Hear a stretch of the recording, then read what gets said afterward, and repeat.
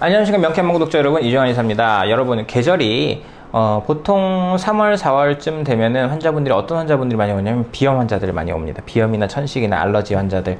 그래가지고 잔인한 계절이다 막 이런 이제 시 같은 걸 쓰신 그런 분들도 있는데 그야말로 비염이나 알레르기, 천식 뭐 이런 거 굉장히 괴롭죠. 그러니까 이번에 건강보험 이제 첩약 건강보험 이제 시범 사업에서도 알레르기성 비염 같은 경우는 해당 상병으로 지정이 될 정도로 굉장히 많은 분들이 고통을 앓고 있는 질환인데요.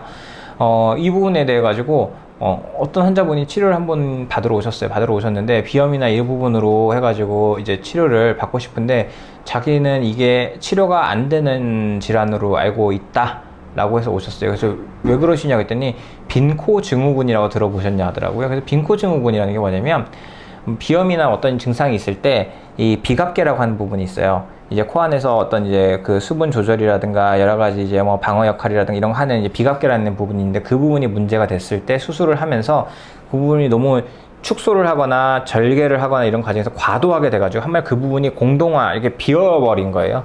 그래서 이런 경우는 생길 수 있는 증상들을 이제 학술적으로 정확하게 딱 표현을 해보면 코 건조감, 따가움, 코 막힘, 호흡 불편, 그 다음에 피로, 현기증, 코 출혈, 안면 통증.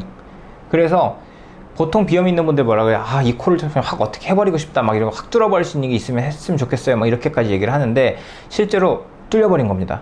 그 구멍이 나버린 거예요. 그래서 이렇게 되신 분들은 사실상 거기다 뭔가 해줄 수 있는 게 없어요. 이미 구조물이 없어져 버렸는데 그걸 자체를 어떻게 할 수가 있나요? 그런데도 불구하고 이럴 때 우리가 할 수 있는 일은 뭐예요? 그럼에도 불구하고 그냥 항상 힘드세요? 아니면 조금이라도 덜한 날이 있으세요? 물어봤을 때 조금이라도 덜한 날이 있고 비 오거나 날이 굳거나 일교차가 심하면 훨씬 심해진다고 합니다. 그러면은 우리가 할 수 있는 일은 뭘까요? 항상 일정하게 컨디션이 유지될 수 있게끔 최대한 면역 기능을 끌어올려서 제대로 순환이 되게끔 해줘야 되는 부분이고, 어쨌든 코 후각신경에 연결되어 있는 부분들, 목 주변에 있는 신경이나 이런 부분들이 있단 말이에요. 그쪽을 최대한 활성화 시켜가지고 나머지 남은 쪽 반대쪽만이라도 기능을 정상화 시켜주게 되면 그나마라도 좀 덜해질 수 있습니다. 그래서 저는 이제 그 환자분한테 처음부터 얘기했어요.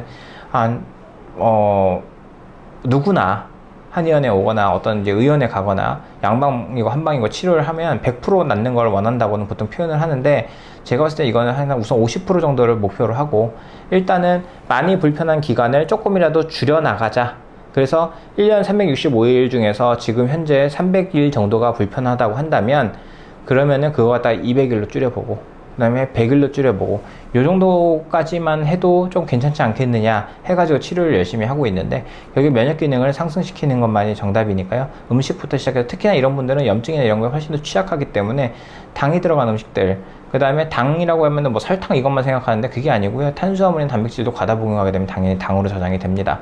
그렇기 때문에 좋은 지방을 먹고 탄수화물이나 이런 걸 최소화시키는 쪽을 저탄고지 식단 반드시 하셔야 됩니다. 그렇기 때문에 이거는 뭐 아예 불치병이죠. 그래가지고 수술을 했다가 또 심지어는 또 좋아지려고 뭔가 했다가 문제가 생긴 부분이기 때문에 이거는 뭐 굉장히 고통받는 분들, 막 뭐 자살까지 생각한다 이런 분들도 있다고 할 정도로 안타까운데, 이미 벌어진 거 어떡하겠어요, 그죠?